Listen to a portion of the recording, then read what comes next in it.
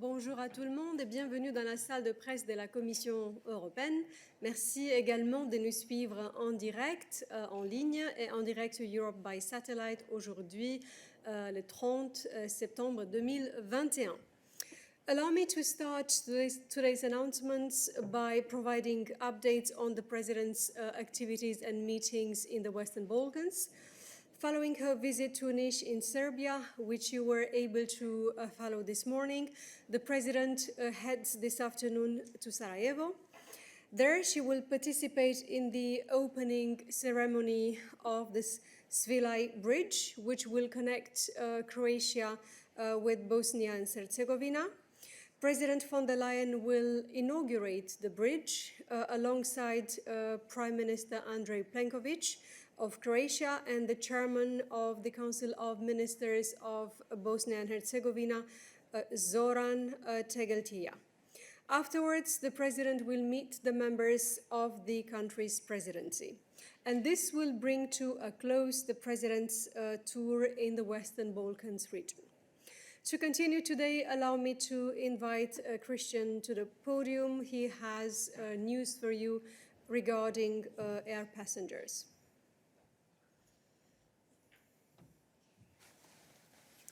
Thank you, Dana. Indeed, we have good news for consumers today. Following dialogues with the Commission and national consumer protection authorities, 16 major airlines have committed to better information and timely reimbursement of passengers in case of flight cancellations. The Commission had alerted the Consumer Protection Cooperation Network, the so-called CPC, the enforcement authorities in December 2020 to address several airlines' cancellations and reimbursement practices in the context of the COVID-19 pandemic. Affected travelers have by now been reimbursed in the vast majority of cases, and passengers will from now on be refunded within 7 days as required under EU law. In the event of a flight cancellation by an airline, passengers will be informed clearly about their rights. Passengers can be given vouchers only if they expressly choose them. We will continue to monitor these commitments to ensure that they are correctly implemented by the airlines. You will find more information in the press release that we just published. Merci Christian. Voilà, c'est tout pour nos annonces pour vous aujourd'hui. Maintenant, je suis prête à vous donner la parole si vous avez des questions pour nous aujourd'hui. Veuillez me signaler en levant votre main. Yes, go ahead.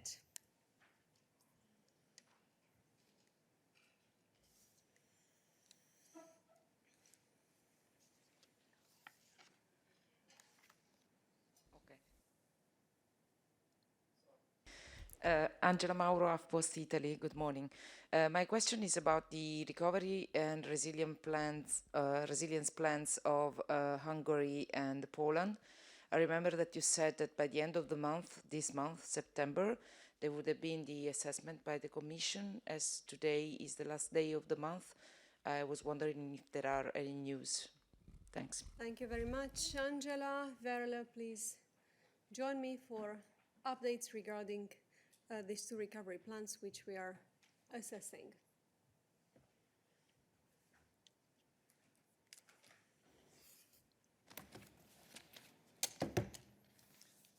Yes, thank you for your question.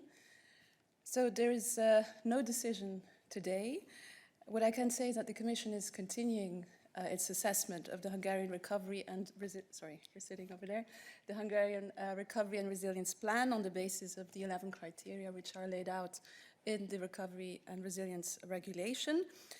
Our engagement with the Hungarian authorities on this process continues, and we're really working to conclude our assessment as fast as possible.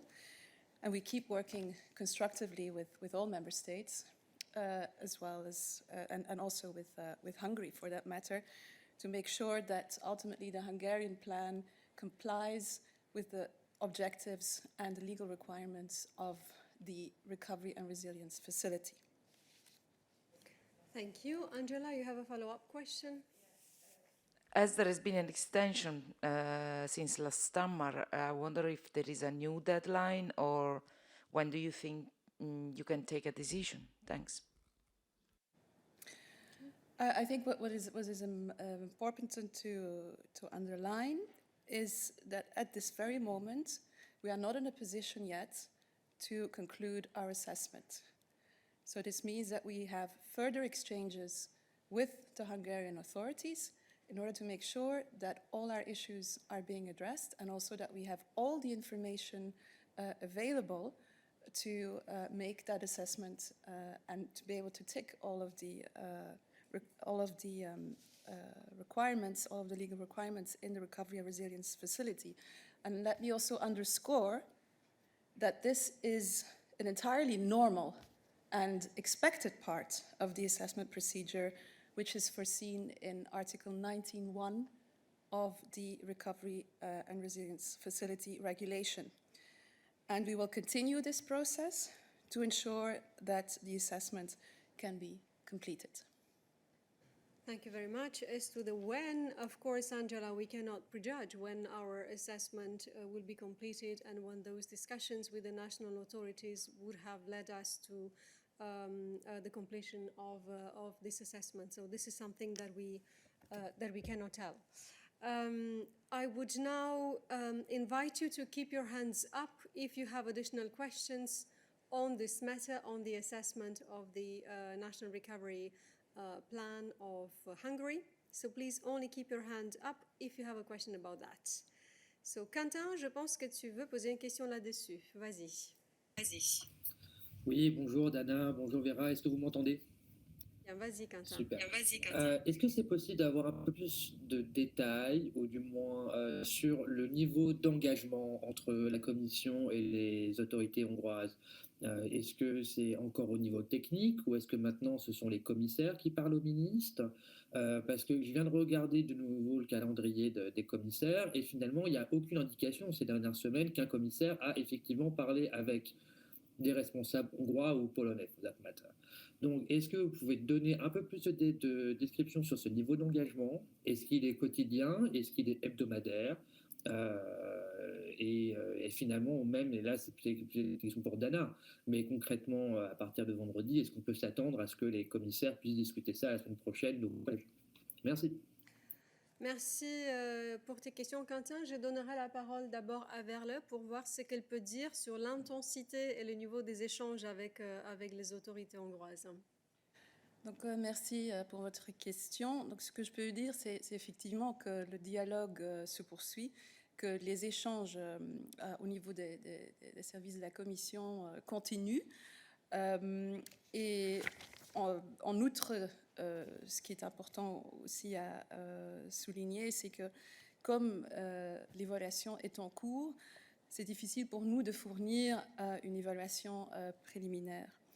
Mais donc c'est là où on en est pour le moment avec les autorités hongroises. Merci beaucoup. Quant à la question, Quentin, si le collège va en discuter, je ne pourrais pas te confirmer l'agenda formel du collège des commissaires avant lundi, parce que, comme tu le sais, la réunion des chefs de cabinet des commissaires est la réunion préparatoire du collège, et c'est là que l'on discute et l'on confirme quels dossiers seront soumis aux commissaires pour leur réunion hebdomadaire du collège en fonction de leur état d'avancement et des préparatifs de ces dossiers. Je pense que tu as une question de suivi, Quentin. Vas-y. Oui, merci. Merci Dana pour ta question. J'ai quand même vous avez partiellement répondu, donc ok, je comprends que les services soient en discussion, mais est-ce qu'on peut confirmer ou non qu'il y a un dialogue politique? Parce que là, pour l'instant, dans tout ce qu'on comprend, c'est que c'est encore un dialogue technique, un dialogue entre fonctionnaires. Donc, est-ce que vous pouvez nous confirmer ou non que ces discussions-là sont au niveau politique? Et si elles ne sont pas au niveau politique, est-ce parce que c'est la procédure, mais après avoir lu le règlement, je ne suis pas sûr, ou est-ce que parce que c'est les commissaires ou les ministres hongrois qui ne veulent pas se parler? Merci pour ta question, Quentin. Donc, je pense que Verle a confirmé qu'il y a encore des questions qui sont discutées au niveau technique et que c'était en fait des échanges de niveau technique et continu. Quant à la question s'il y a aussi des contacts au niveau politique, ce que je peux te dire est que le contact au sujet de ce plan et à tous les autres sujets qui engagent un gouvernement se poursuivent toujours à tous les niveaux appropriés en fonction de l'état d'avancement de la question qui est en discussion. Je n'ai pas de détails à te donner à ce stade sur des informations supplémentaires regardant les niveaux politiques et son implication pour l'instant dans ces discussions. Mais de règle générale, ces dialogues se poursuivent à tous les niveaux appropriés en même temps. Je pense que Sándor a une question à ce sujet. Vas-y, Sándor. For the floor. So Hungarian government officials repeat basically every day that this issue has been blocked because the Commission doesn't like the LGBTI issue. Is there a link with the LGBTI issue? And I also would like to ask you, is there any movement from the Hungarian side in relations with the control mechanism fight against corruption? Has there been any movements? Thanks. Thank you very much, Sándor. I will give the floor to Verle to recall to you the criteria on the basis of which we are assessing the national recovery plan submitted by Hungary. Verle? Yes, thank you, Dana, and also maybe to recall and to repeat what I just said earlier. I mean, what is this prolongation about? Why do we need to continue our dialogue and our engagement with the Hungarian authorities? Well, it is about making sure that the Hungarian Recovery and Resilience Plan ultimately complies with the 11 assessment criteria, which apply, by the way, for each and every member state. And what I can say on the adoption of the Hungarian child protection law is that it is dealt with in a separate procedure where the Commission, as you know, has launched an infringement procedure. Thank you, Verle. Je pense que Christian a une question supplémentaire à ce sujet. Vas-y, Christian. Oui. En fait, je voudrais savoir si la prise de position du chef de la diplomatie hongroise, qui a dit que la Hongrie ne céderait absolument jamais au chantage de la Commission, aide à la facilitation de cette analyse. Et le fait qu'il ait dit que de toute façon la Hongrie pouvait parfaitement se passer de l'argent du plan de relance parce que de toute manière ils avaient réussi à lever des fonds ailleurs. Ce qui veut dire qu'il y a du côté hongrois une expression qui n'est pas dans la presse, c'est une expression publique qui est assez hostile à toutes ces négociations, qui ne facilite pas votre travail. C'est ma première question. Ma deuxième question, une question toute technique, toute bête. Verle, tu parles de 9 critères, moi j'avais toujours entendu 11.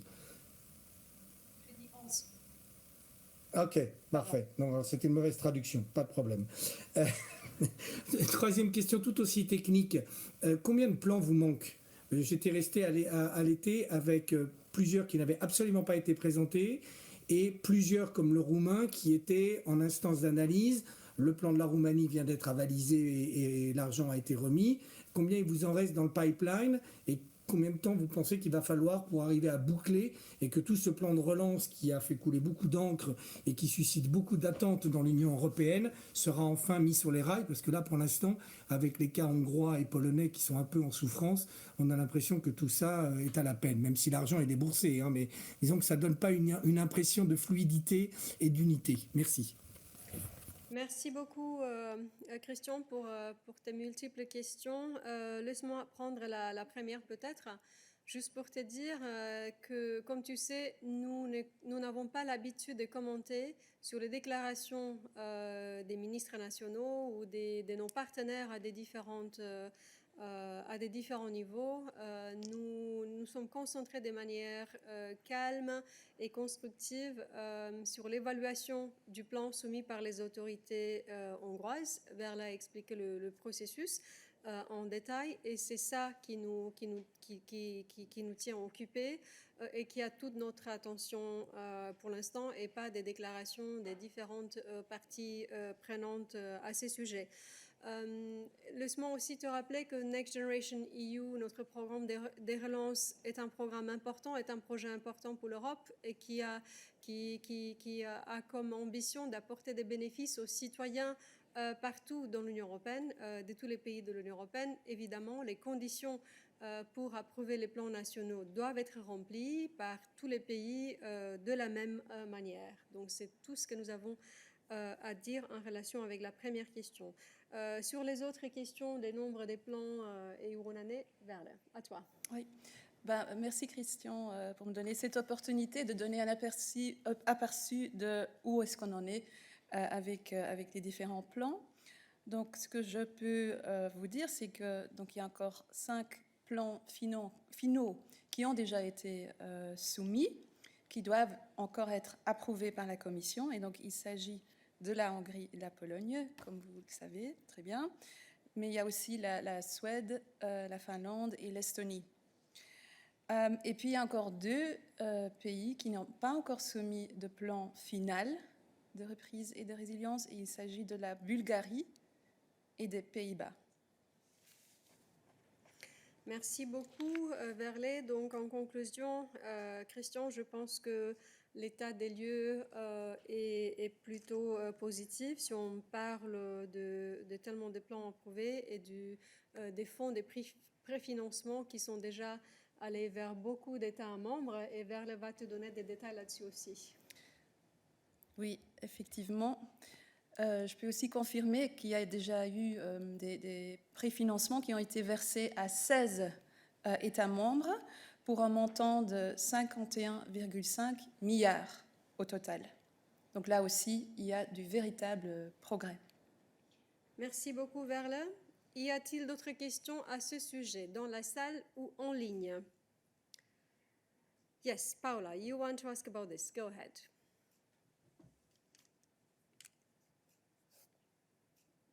Subject is still for Vele, but it's not about this, so I'll let other people go first. Thank you. I'm just checking once more that there are no questions on the National Recovery Plan of Hungary. That seems to be the case. So, Paula, you can keep the floor.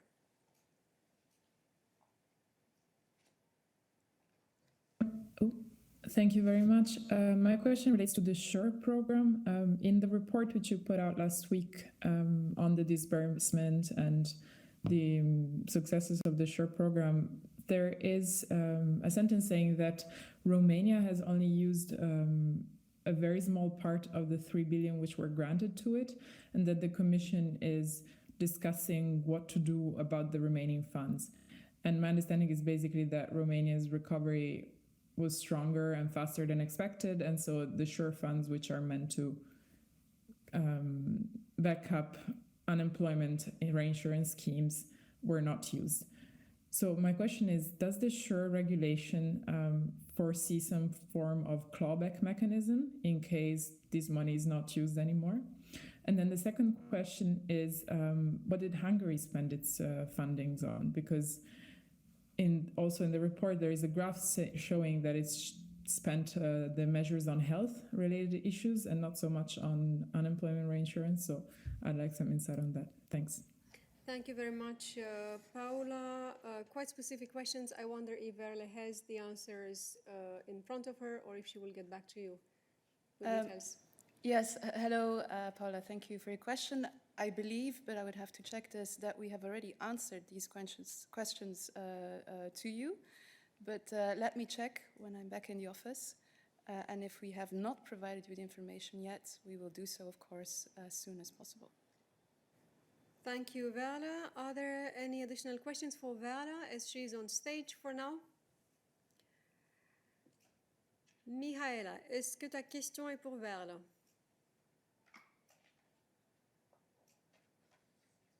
Non. Non, c'était pas pour Verle, donc je te demande, je t'invite d'attendre quelques minutes, because I believe that Jacobo has a question for Verle. So go ahead, Jacobo. No, it's not for Verle either. So then I give the floor to Mihaela, who was first.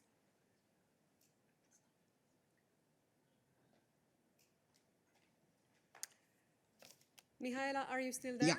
Merci, Dana. Tu m'entends?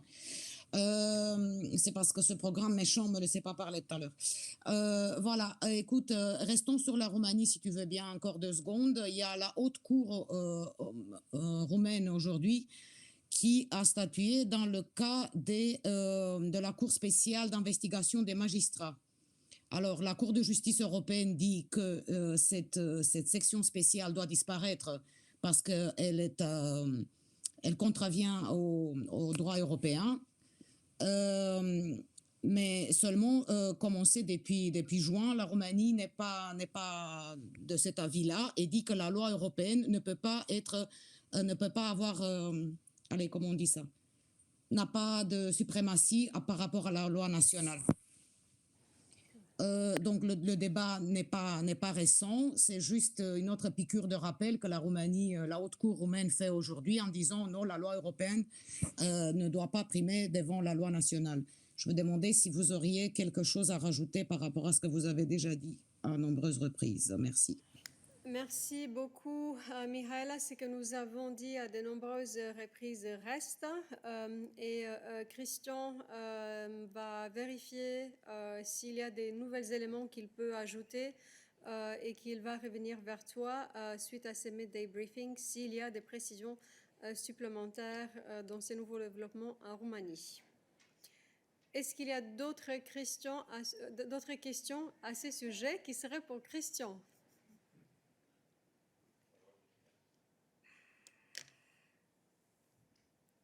Donc, gardez votre main levée, s'il vous plaît, seulement si vous avez des questions à ce sujet, à ce stade. Je pense que, Mihaela, tu as une question de suivi? Oui, vas-y.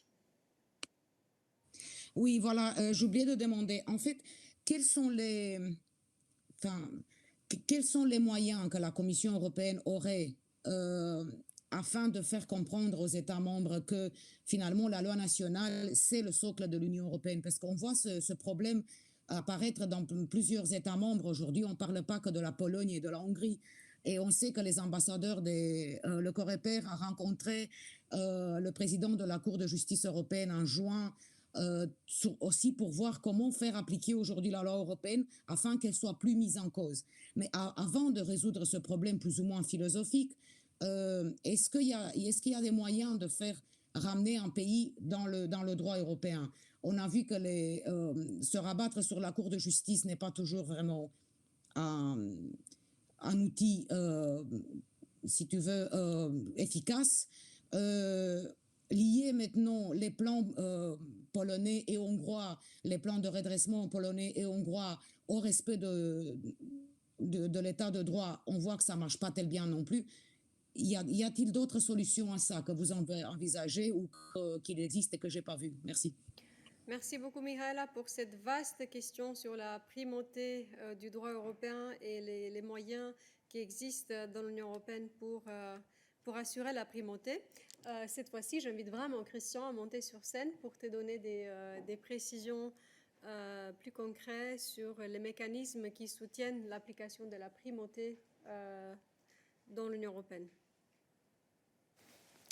Oui, merci pour la question, Michaela.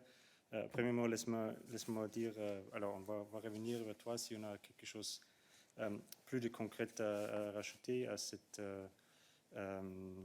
procédure devant la Cour en Roumanie. Mais je peux bien sûr te rappeler qu'on a dit, on a dit déjà que bien sûr c'est pour la Roumanie de respecter le jugement de la Cour européenne sur ce sujet de la Chambre spéciale. Et il y a aussi une procédure au niveau national pour le follow-up. Mais on va revenir vers toi si on a plus d'éléments à ajouter. Sur ta question vraiment un peu philosophique, alors je peux peut-être répéter que la Commission européenne a une position très très claire concernant la primauté de droit européen et que tous les jugements de la Cour européenne sont binding pour les États membres, et ça inclut aussi les cours nationaux. Alors ça c'est très clair, et et on va continuer à prendre tous les moyens qui nous avons pour assurer le respect de ce principe. Et cela ne dépend pas où il y a un problème avec cette question. Tu vas te souvenir qu'on a pris l'action et on a lancé une procédure d'infraction dans le contexte d'une décision de Cour allemande.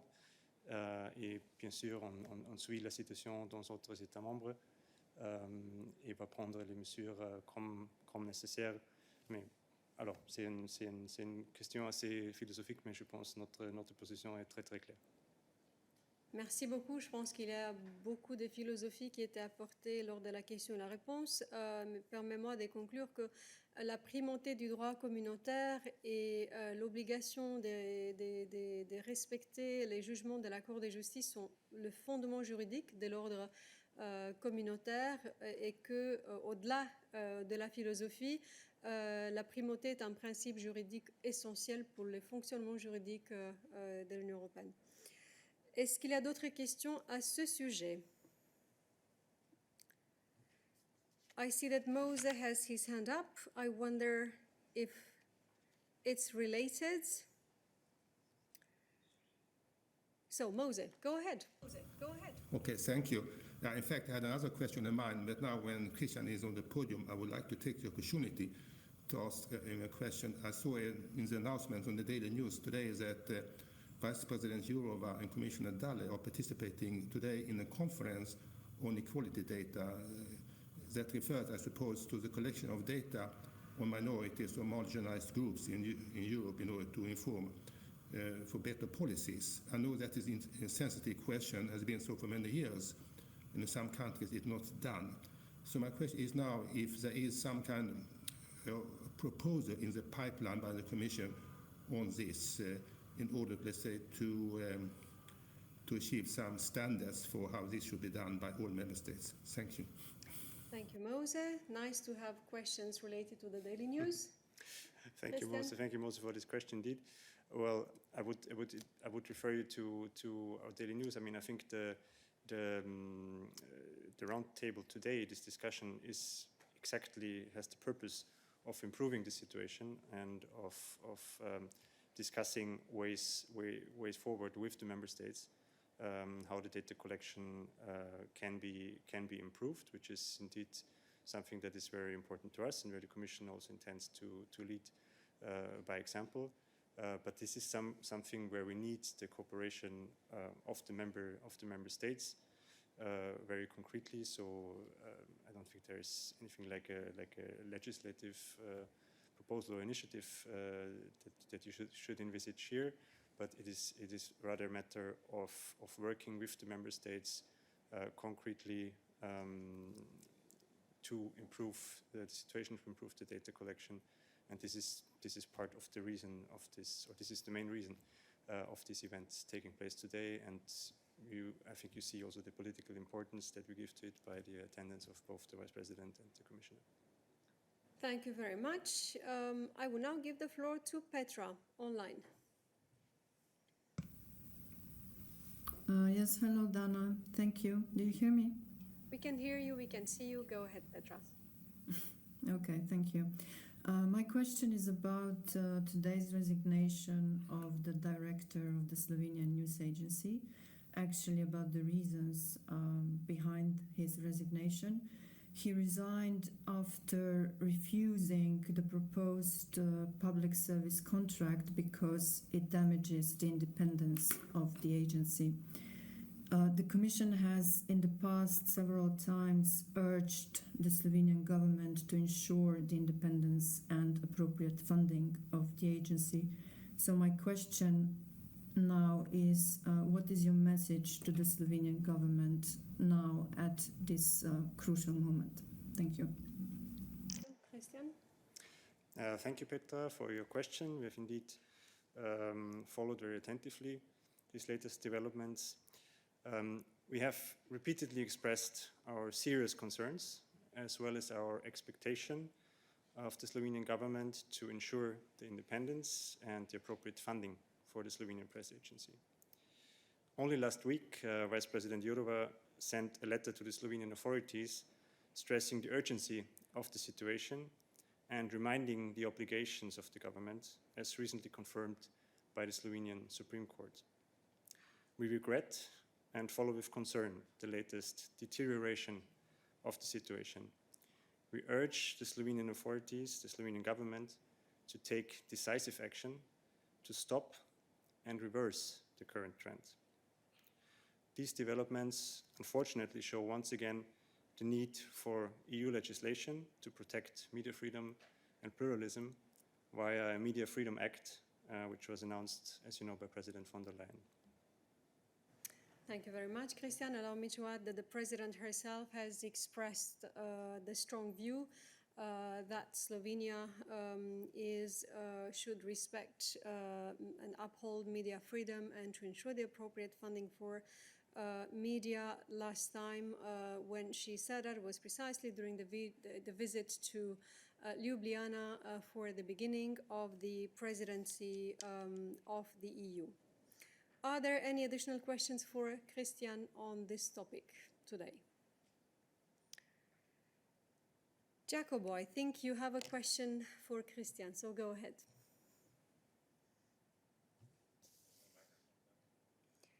You don't seem to have a microphone connected, so you need to pick the right mic source.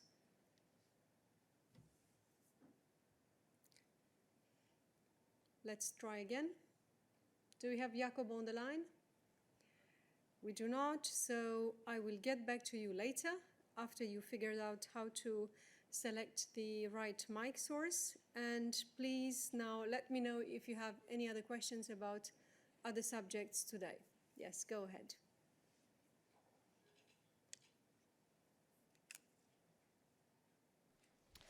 It's about fish. Can I do a question about fish? Is that okay? If no other questions for Christian, we can go to fish. But what? But just checking if Nikolai has it's not for Christian either. From what I see in our chat, it's about a foreign affairs matter. So then go ahead. Fish it is, and Christian can go back to take his seat. Thank you, Jessica Parker, BBC News. Just on the dispute between France, Jersey and the UK regarding fishing rights, would the UK consider taking retaliatory action? And if so, what would that be?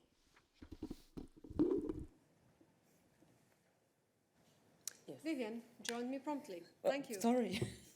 No, that's good. Thank you very much for this question. When it comes to this issue of the fishing licenses, then of course we've taken note of the announcements made by the UK government and Jersey authorities in relation to the issuing of issuing of licenses for European vessels in the UK territorial waters and the waters of Jersey.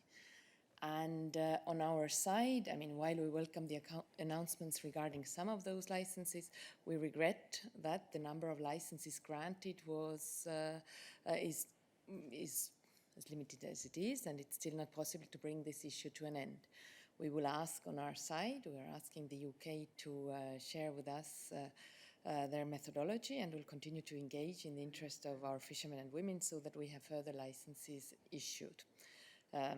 Commissioner Sinkevicius is raised this specifically with the British authorities, with his British counterpart on Tuesday, and is also in constant contact with the other European member state authorities. So from our side, when we look at it, of course, the whole issue on the licensing is quite complex when it comes to smaller vessels, because they're not legally required to record their positions and activities electronically. But on our side, of course, with all the information that the Commission has provided to the UK and Jersey authorities, we've given all the possible, available and relevant evidence that demonstrates historic activity for these pending licenses. Thank you. Thank you very much, Vivian. Yes, you have a follow-up question. Go ahead. So just to be clear, it doesn't sound like you are considering retaliatory action at all. Where we are on our side is that we are continuing to engage with the UK to make sure that we achieved a situation where those fishermen and women where we see that it's justified for them to get those licenses for their fishing activities, that they actually get that. And this is why the Commissioner is in touch, but also the Commission services, of course. Thank you. Are there any additional questions for Vivian on fish-related matters specifically? I believe that Catherine has a question about this. Go ahead, Catherine. Hello, Dana. So yesterday, Clément Beaune, the Europe minister, France's Europe minister, shared a statement, and he said that with the UK's failure to respect what it had signed up to, those were his exact words, but he said that in the next days he would expect measures in response adapted at a national and a European level. Is he able to take unilateral action at a French level in response to this? And the other thing that he says is that it is a matter of urgency, and can you say that you are treating this as an urgent matter? Thank you very much. Yes, thank Vivian? you. Well, we don't comment, as you know, Catherine, on the statements of politicians. What I can say that for the Commission, this is a matter of top priority. We are in constant contact with the UK authorities, also with the French authorities, and our aim here is to ensure that all license applications are dealt with as soon as possible, and we do that in order to give the continuity to the European fishermen and women. So on our side in the Commission, we're fully committed to ensuring this full implementation and application of the Trade and Cooperation Agreement with the UK. Thank you very much, Vivian. Any additional questions for Vivian on this subject, fish?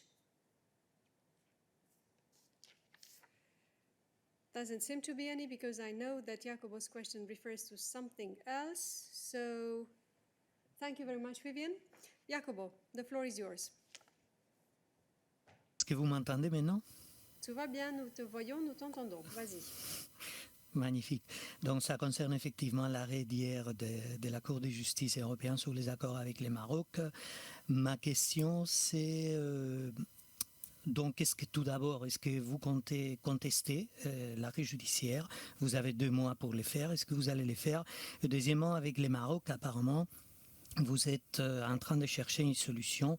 Est-ce que vous pouvez nous donner une piste sur quoi il va s'agir? La solution, c'est sur quoi, plus ou moins, la sortie de ce problème? Merci beaucoup.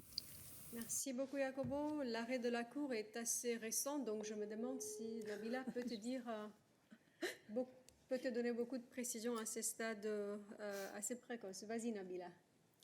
Oui, bonjour Jacobo, et merci pour ta question. En effet, comme le dit Dana, je pense que je ne vais pas pouvoir aller très loin dans ma réponse. Tu as vu hier que que le haut représentant et le ministre Burita ont publié une déclaration conjointe. Comme tu le sais, nous avons pris connaissance des arrêts rendus hier par le tribunal de l'Union européenne au sujet des décisions de conclusion et des modifications des protocoles 1 et 4 de l'accord d'association entre l'Union européenne et le Maroc portant sur l'agriculture, d'une part, et de l'accord de partenariat dans le domaine de la pêche, d'autre part. Le tribunal de première instance a donc annulé les décisions, mais a décidé de maintenir les effets des accords pour l'instant.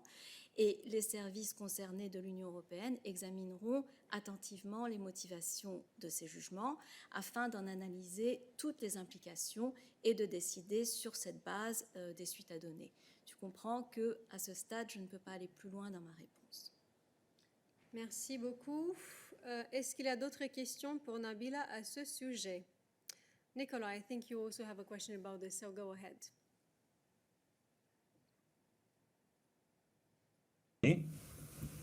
Can you hear me? Yes, we can hear you. Yes, we can hear you. Great. No, thank you. Thank you for the floor.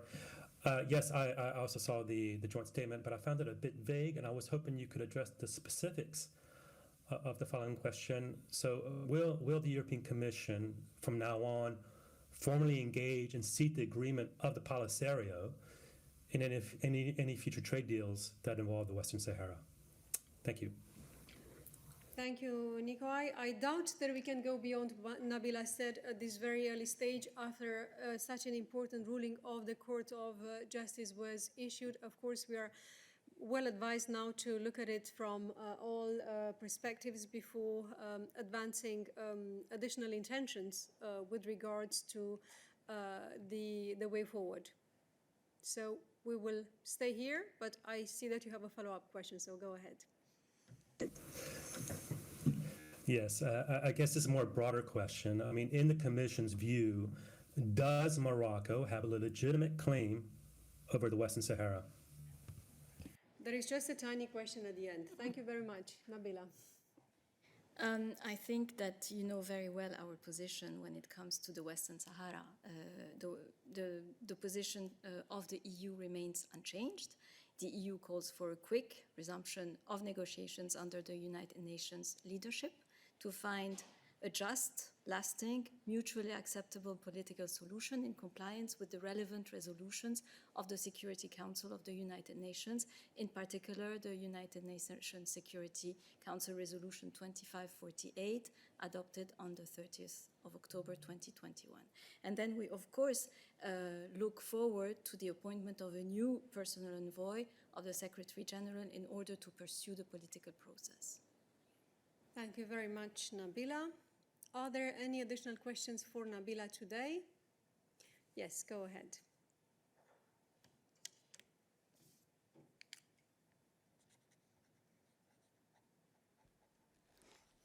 Khalid Farouqi from Geo Television News. My question is that Pakistan has been calling the recognition of Afghan Taliban regime. Is there any thought about that, and can you share content with us of meeting of Pakistani Foreign Minister and HRVP Joseph Borrell in New York, where this demand was raised again? And my second question is that are you aware of mass arrest in Jammu and Kashmir, Indian-held Kashmir, and thousands of political workers and hundreds of teenagers have been arrested and brought to far-flung areas of India from Kashmir? And what is your response to that activity in occupied Kashmir? Thank you. Thank you. Nabila? Thank you. I think our policy on Afghanistan and our political was extremely clear. When it comes to Afghanistan, we have seen in Afghanistan certainly a tragedy for the Afghan people, a setback for the West, and a potential game changer for international relations. You know very well when it comes to Afghanistan the 5 benchmark that we have put forward and that the HRVP has been referring to. And you know very well that when it comes to recognition of the Taliban, we always said that it will depend on the benchmarks, and that we need to keep contacts with the Taliban, but there is no question for recognition at this point in time. As for the discussion between the foreign minister of Pakistan and the HRVP back in New York, the HRVP and the foreign minister Qureshi discussed the situation in Afghanistan. The HRVP has tweeted, notably, that the economic crisis as well as women's rights in Afghanistan and the composition of the engagement with the Kerr-Horter cabinet were discussed. They agreed on the need to work closely together, including the other neighbors of Afghanistan, to help avert the collapse of the Afghan economy. As to your second question, I will need to go back to the reports that you're talking about, and then I will get back to you bilaterally. Thank you very much. Allow me to add that our humanitarian engagement in Afghanistan remains very high. Only yesterday, an air bridge, a humanitarian EU plane landed in Kabul, bringing vital supply for the population. Are there any additional questions for Nabila at this stage on Afghanistan? Mathieu, tu as la main levée, vas-y. Oui, bonjour. Non, ce n'est pas sur l'Afghanistan, mais le Venezuela. Parce que je ne vois pas d'autres questions sur l'Afghanistan, je ne vois pas d'autres mains levées, donc c'est à toi.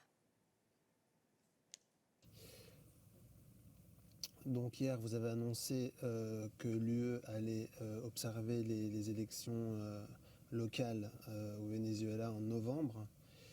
Est-ce que vous avez fixé d'autres conditions que la participation de l'opposition à ces élections? Je pense notamment à la réforme du Conseil national électoral qui était une des conditions fixées justement pour observer les élections législatives l'année dernière, que vous n'avez pas observé parce que justement ces conditions n'étaient pas réunies. Et ensuite, comment vous allez assurer la participation des millions de Vénézuéliens qui sont réfugiés hors du Venezuela dans les pays limitrophes? Merci. Merci Mathieu. Nabila? Oui, merci Mathieu pour ta question. Pour cela, je vais te référer au statement d'hier sur le fait que nous allons observer justement les élections au Venezuela. Comme tu le sais, une mission d'exploration a été présente au Venezuela pour pouvoir décider. L'idée, c'était de savoir si on allait pouvoir décider de la présence d'une IOM pour observer les élections au Venezuela. Et c'est à travers cela et avec les différents critères qu'ils ont mis en place que nous avons décidé et que le haut représentant a décidé de mettre en place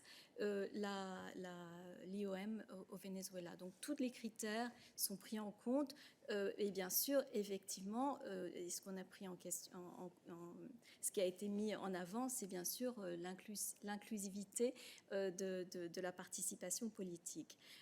Pour tout ce qui est présence des réfugiés de Vénézuéliens hors du territoire, là, il va falloir que je revienne vers toi là-dessus. Merci Nabila. Y a-t-il d'autres questions pour Nabila sur des affaires étrangères? Je pense que Mathieu a une question de suivi. Vas-y Mathieu. Oui, non, c'est juste, est-ce que vous demandez toujours que le Conseil national électoral soit réformé, et notamment sa composition soit ouverte à d'autres personnes que des proches du régime, qui était une condition fixée il y a un an, justement, en vue des élections législatives? Merci.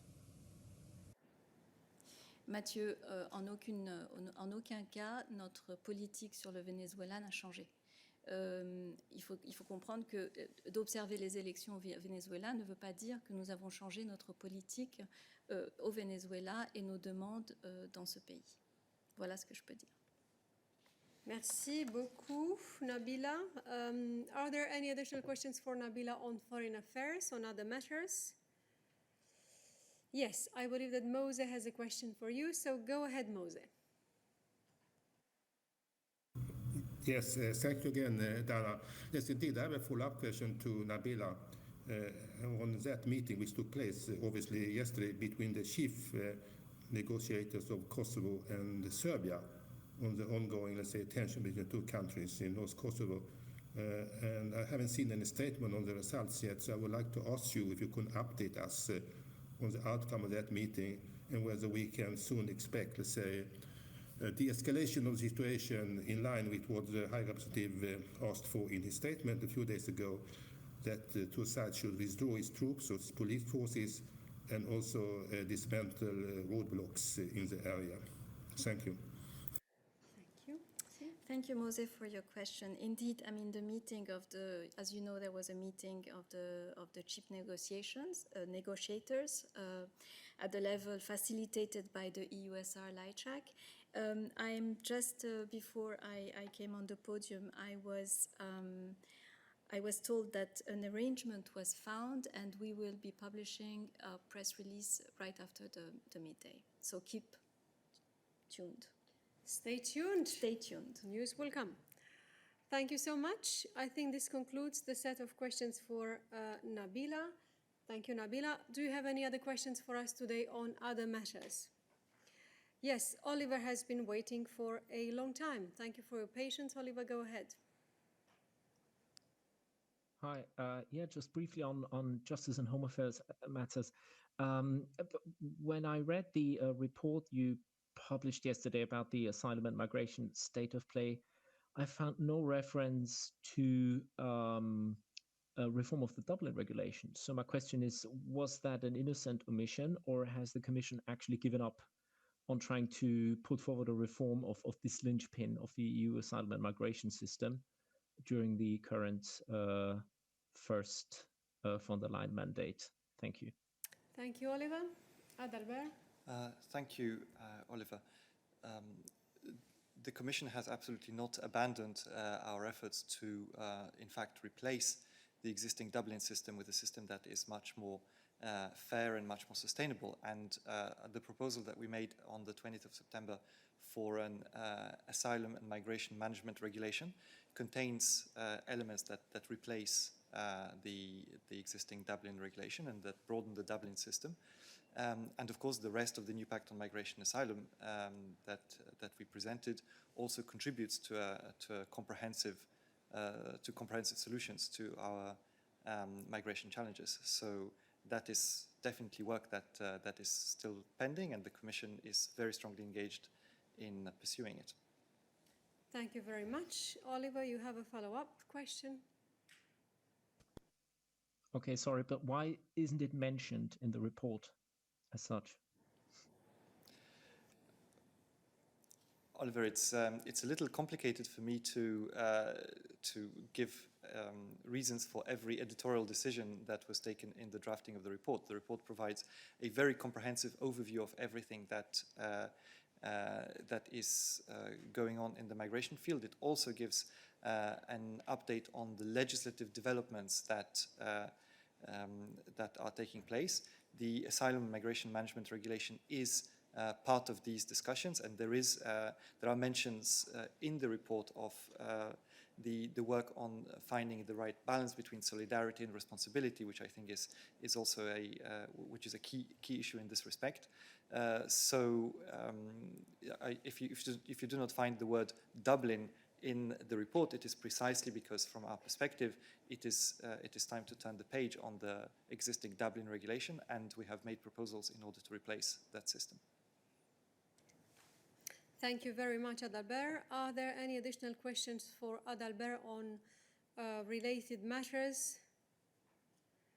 That doesn't seem to be the case, so thank you, Adalbert. Are there any other questions for us today on other matters? So, Mark, I think that's the last question that I'm going to take, because we will wait to start a technical briefing after this midday. So, Mark, go ahead. Yes, good afternoon. I saw that French President Nicolas Sarkozy has been condemned to 1 year in prison. Wondering if the Commission has a reaction, because this is concerning elections. Thank you very much, Mark. We do not have any reactions to individual cases rendered by the justice in our member states. Well, then one more question. I see that Christian's hand is up. So, Christian, vas-y. La dernière question du midday est pour toi. Oui, merci. En fait, je ne sais pas si vous allez pouvoir me répondre. Je voudrais savoir si vous avez été informé, si vous avez reçu des plaintes sur l'augmentation terrifiante des tarifs des transferts par container qui, selon certains milieux économiques, seraient passés à 10 fois le prix qui était celui pratiqué jusqu'à présent pour acheminer les marchandises. Donc je voudrais savoir s'il y a eu des plaintes de la part d'entreprises sur ces pratiques-là et si vous suivez cette affaire. Merci. Merci beaucoup, Christian. Un rapide contact avec Stéphane me dit qu'il n'a pas de précisions à t'apporter à ce stade. Peut-être que Ariana aurait des précisions à apporter, donc je l'invite brièvement sur le podium.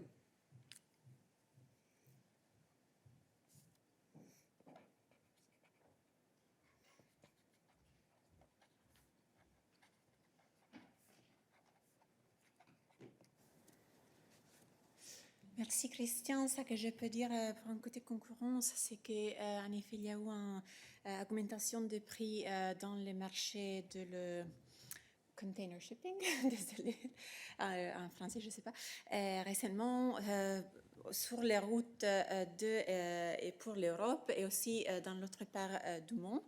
Il ressemble que l'augmentation des prix a été causée par une combinaison des éléments, par exemple de fluctuations dans le niveau de demande, de congestion de ports et la manque de containers. Je suis désolée, je ne connais pas tous les mots en français, mais j'espère que vous m'entendez. Dans les marchés, on est en train de discuter avec les participants au marché, par exemple les entreprises qui s'occupent de le container shipping, les opérateurs des autorités portuaires, etc. Et on est en train de chercher de comprendre toutes les circonstances et de considérer comment approcher la situation. Et donc, pour l'instant, c'est ça que je peux dire, qu'on est en train de monitorer, de garder monitorer le marché. Merci. Merci beaucoup, Ariana. Je pense que cela conclut la liste des questions pour aujourd'hui. Donc, merci, Ariana. So before finishing, allow me to recall what Nabila just referred to. We are very happy to announce that an agreement was reached between the negotiators from Kosovo and Serbia on the issue of car licensing plates. The President welcomes this agreement, which was reached following the negotiations that took place since yesterday morning in Brussels. This agreement comes as the President completes her tour of Western Balkan countries.